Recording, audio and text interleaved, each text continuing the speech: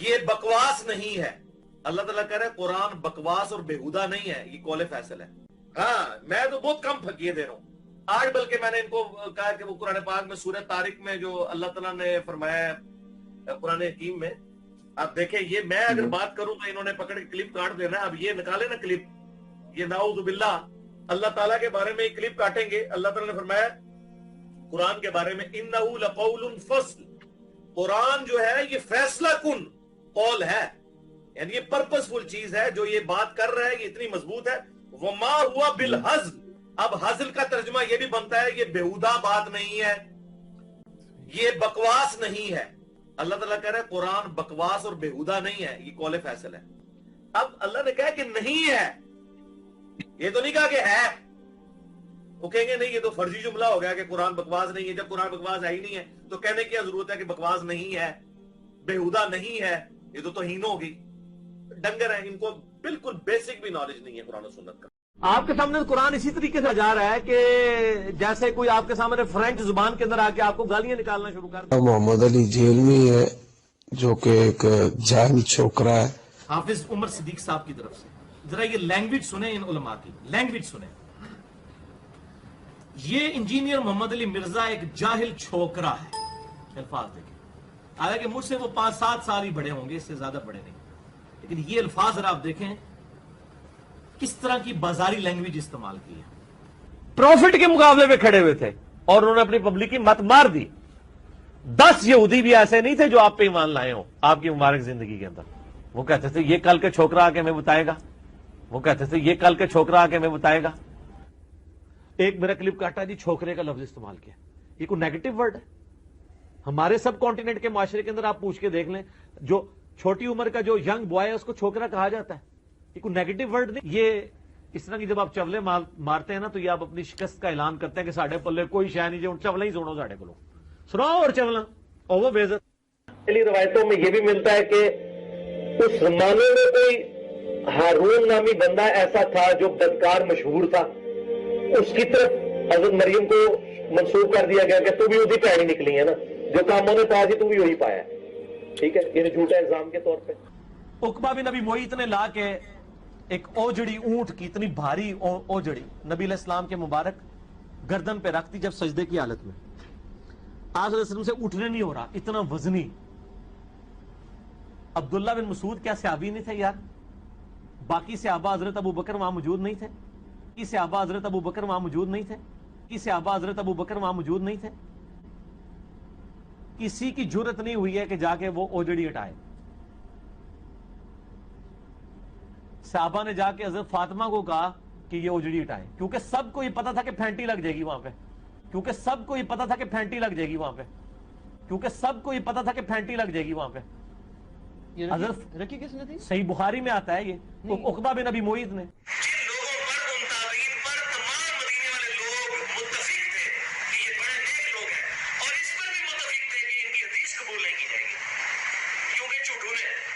پھر سورۃ الحاقہ میں اللہ نے فرمایا کہ اگر یہ نبی اپنی طرف سے کوئی بات ہماری طرف منسوخ کر دیں جو ہم نے وحی نہیں کی تو ہم ان کا دایاں ہاتھ پکڑ کے ان کی شارک کاٹ دیں اور کوئی تم میں سے اس نبی کو ہم سے نہ بچا سکے.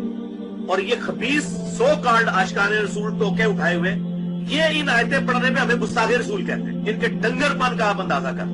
تو اس لیے خدا کے لیے ایک غریب تو بدتمیز الف بے نہیں آتی دین کی، نہ قرآن پڑھا نہ سنت، نہ تمہارے ان بزرگوں نے قرآن و سنت پڑھا. تو یہ میں نے بتایا کہ یہ اہل سنت اور اہل تشیع کے درمیان کامن ہے کہ سیدنا ابوبکر صدیق رضی اللہ تعالیٰ عنہ آپ صلی اللہ علیہ وسلم کے یار غار ہیں. اور اب سیدنا ابوبکر صدیق رضی اللہ تعالیٰ عنہ اس آیت کے تحت آپ صلی اللہ علیہ وسلم کے صحابی ہیں،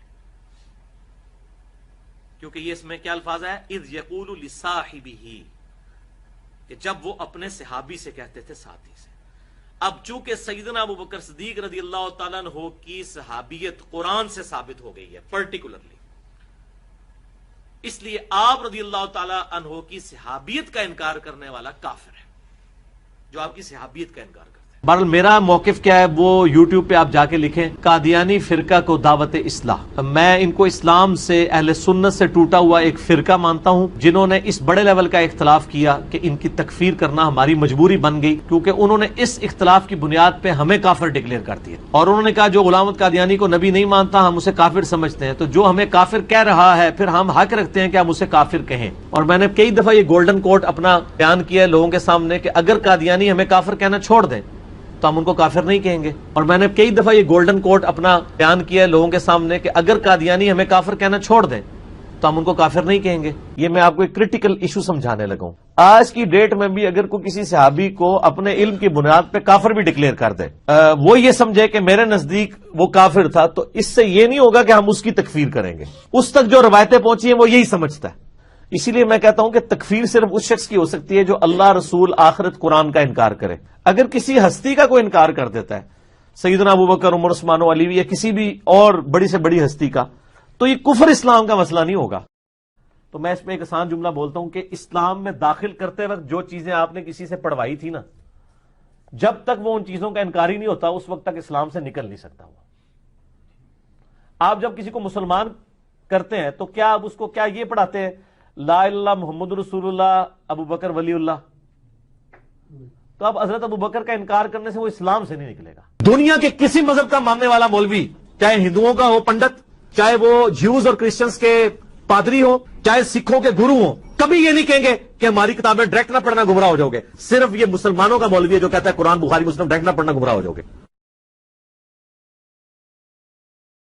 तो कुरान को अपनी जिंदगी में बसा लो, कुरान को शामिल कर लो।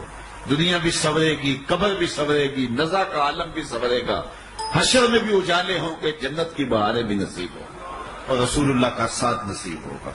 तो इस किताब से जुड़ो, इसको वरक वरक पढ़ो, इसको हरफ हरफ पढ़ो, इसको रुकू रुकू पढ़ो, इसका एक एक आयत मुमकिन हो तो एक एक आयत रोज पढ़ लो और इसको तर्जमे और तफसीर के साथ, तोज़ी के साथ, शान नजूल के साथ इस किताबुल्लाह की तिलावत का मामूल बनाओ। ये दो कलमाते कुफर बहुत खतरनाक है। एक ये कहना कि कुरान पढ़ के लोग गुमराह हो जाते हैं। ये कोई यहूदी आके हमें कहे ना, ईसाई, यार कुरान हदीस ना पढ़ना गुमराह हो जाओगे, हम कहेंगे ये तो अल्लाह का दुश्मन है। लेकिन ये मौलवी मेंबरों पर चढ़ के आपको पगड़ियां और दाढ़ियां पहन के, दाढ़ियां पहनी हुई है इन्होंने, रखी कोई नहीं हुई है, तो ये दाढ़ियां इन्होंने रखी नहीं, पहनी हुई है, दाढ़ियां पहन के जो मेंबरों पर चढ़ के आपको कह रहे हैं कुरान और सुन्नत डायरेक्ट ना पढ़ना, कुरान हदीस डायरेक्ट ना पढ़ना, गुमराह हो जाओगे। तो ये कलमाते कुफर है और इनके कुफर में शक करने वाला भी काफिर है जो ये इस तरह का कलमा बोले। मैं आप सबसे पूछता हूं, हाथ मत उठाइएगा, आप में से कितने इतने कौन कौन से ऐसे अफराद हैं जिन्होंने पूरे कुरान को तर्जमे से पढ़ा है? पूरी जिंदगी में फकत एक बार भी तर्जमे से पढ़ा है? हाथ मत उठाइए, अपने दिल से सवाल कीजिए। अल्लाह ने ये किताब इसलिए दी थी कि इसको लपेट कर चूमो, आंखों से लगाओ, जुज़दान में लपेट के ऊपर रख दो, या सिर्फ इसकी अरबी इबारत पढ़ो, चाहे तुम्हें पता चले ना चले कि तुम्हारा रब तुमसे क्या फरमा रहा है, इसलिए किताब दी थी। हमने किताब को डेकोरेशन पीस बना दिया। चूमो, आंखों से लगाओ, सर पर रखो, जुज़दान में लपेटो, पर रख दो। नबी करीम ने फरमाया दो चीजें छोड़कर जा रहा हूं, इनको मजबूती से थामोगे, मुराद क्या है, पढ़ोगे, समझोगे, मकसूद इलाही मुतअय्यन करोगे, अल्लाह ताला के अहकामात पे तवज्जो करके अपने नफ्स को, अपनी ख्वाहिशात को उन अहकामात के ताबे करके उन्हें पूरा करोगे, तब हिदायत पा जाओगे।